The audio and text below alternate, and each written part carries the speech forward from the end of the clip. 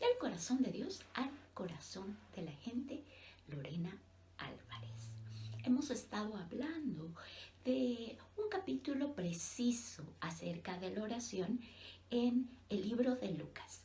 Lucas, el apóstol, el discípulo de Jesucristo, tenía como profesión la medicina. Entonces, este libro especifica ciertas cosas que otros de los evangelistas de la Biblia no describen. En este caso de Lucas, en el capítulo 18, hemos leído que habla sobre aquella viuda que insistentemente le pide al juez que haga justicia. Y en medio de esta parábola de la viuda y el juez, Jesucristo nos afirma, nos dice específicamente, y el Señor añadió, esto es lo que dijo el juez malo. Pues bien, ¿acaso Dios no defenderá también a sus escogidos que claman a Él día y noche? ¿Los hará esperar? Les digo que los defenderá sin demora. Pero cuando el Hijo del Hombre venga, ¿encontrará todavía fe en la tierra? Y ahí es una pregunta que Jesús nos envía en esta parábola. Les vuelvo a poner la pregunta. Pero cuando el Hijo del Hombre, es decir, Jesús, venga, ¿encontrará todavía fe en la tierra? El justo por la fe vivirá, dice la palabra de Dios en el libro de Habacuc, en el capítulo 2, cuando Habacuc también un poco ya desesperado le dice, Dios, ¿qué vas a hacer? Y el Padre, nuestro Dios, le dice, escribe la visión, escribe la visión. Mas el justo por la fe vivirá. Está escrito en la Biblia, en el Antiguo Testamento, en el libro de Habacuc, en el capítulo 18, en el versículo 4, Dios nos habla sobre una parábola de la viuda y el juez, y en el versículo 8 nos dice, ¿será que cuando el Hijo del Hombre venga encontrará todavía fe en la tierra? Y luego comparte con nosotros en este mismo capítulo la parábola del fariseo y el cobrador de impuestos, que les invito, les sugiero que ustedes mismos lean la Biblia.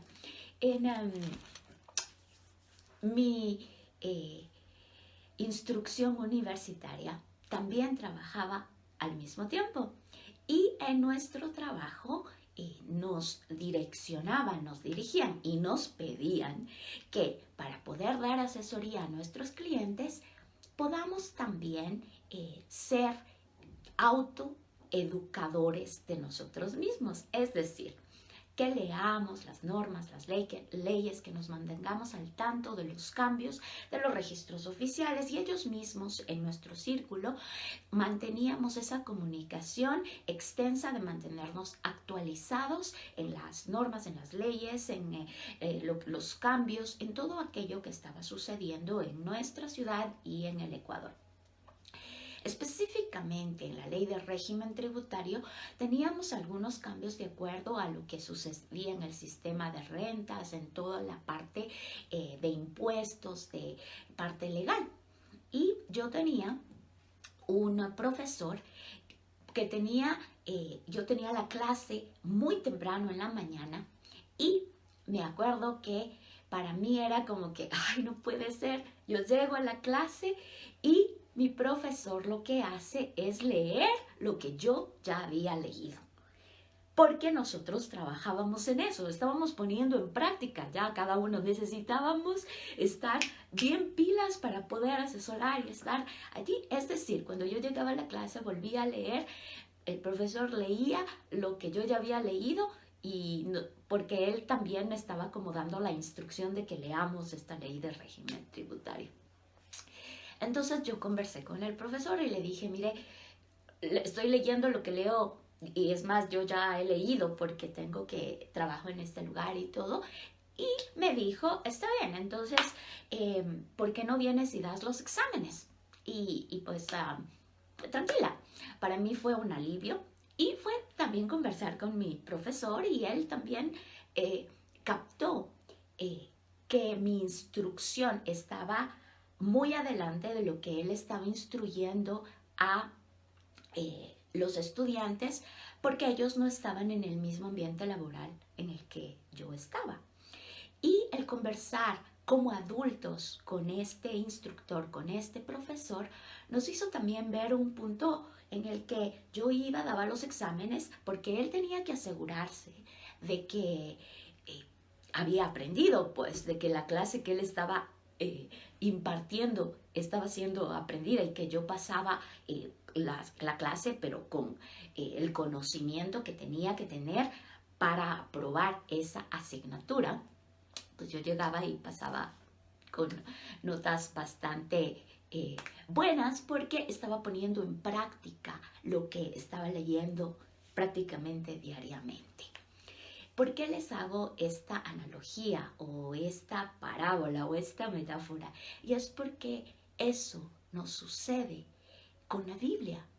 Podemos nosotros leer o nos pueden leer la Biblia en muchas ocasiones. Sin embargo, si no ponemos en práctica lo que está en la Biblia, es muy fácil que nos olvidemos. Pero cuando estamos practicando en forma diaria, en forma constante, en cada segundo de nuestras vidas, nos acordamos de esta parábola de el juez malo y la viuda, de esta parábola del cobrador de impuestos y los fariseos, de las parábolas del sembrador, de la tierra fértil, de la tierra pedregosa, de la tierra completamente podrida. Estamos al tanto de ese libro de Apocalipsis que nos habla de un cielo nuevo y de una nueva tierra, de esos ríos de agua viva, de esa perspectiva celestial, de esa adoración constante en el cielo, en el que se declara: digno eres de abrir los 7 sellos, digno es el Cordero de Dios, el Espíritu y la novia dicen: ven, Dios. Y vamos relacionando, miren lo que acabamos de mencionar, ¿no? El Espíritu y la Iglesia de Cristo Jesús dicen que venga. Y en esta parábola Jesucristo nos está diciendo: cuando yo venga, dice Jesucristo, encontraré a alguien que todavía tenga fe. Encontraré fe en esta tierra. Y vamos a Hebreos. En el libro de Hebreos, en el capítulo 11, ¿qué es la fe? Es la certeza. Es la certeza y la convicción. Certeza y convicción.